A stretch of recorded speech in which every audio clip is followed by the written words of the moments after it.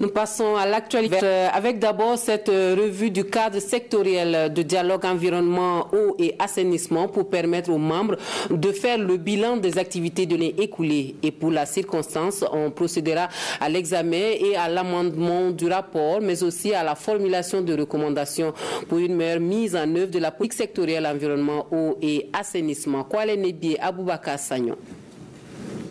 C'est un moment d'introspection et de projection pour les membres du cadre sectoriel de dialogue environnement, eau et assainissement.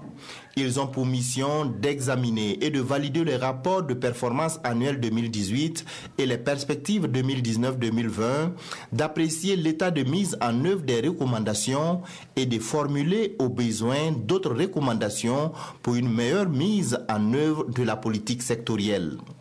Et si la mise en œuvre des activités du secteur a enregistré des acquis en 2018, on note cependant que les résultats escomptés sont loin d'être atteints, car sur les 14 indicateurs, seulement 4 ont atteint leur cible.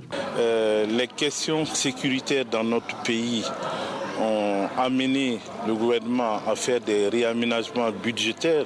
Et nous pensons qu'avec l'appui des partenaires, nous pourrons revoir les objectifs non atteints et voir quelles sont les mesures fortes qui vont nous permettre d'atteindre ces cibles-là. Les partenaires techniques et financiers s'engagent à accompagner le gouvernement dans l'atteinte de ses objectifs dans ce secteur, mais demandent l'adoption de ces textes, notamment dans la gestion intégrée des ressources en eau. C'est vraiment un concentré des politiques publiques qui touchent à la fois l'environnement et les utilisations de l'eau. Et donc il faut qu'on trouve un moyen de partager en fait les utilisations de l'eau.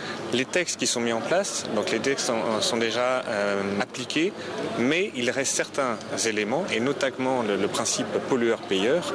Le suivi de la mise en œuvre de la politique sectorielle environnement, eau et assainissement est assuré par le cadre sectoriel de dialogue présidé par le ministère en charge de l'eau. Il est accompagné par le ministère de l'Environnement et celui de l'Habitat et les partenaires techniques et financiers, les ONG, les collectivités territoriales et le secteur privé.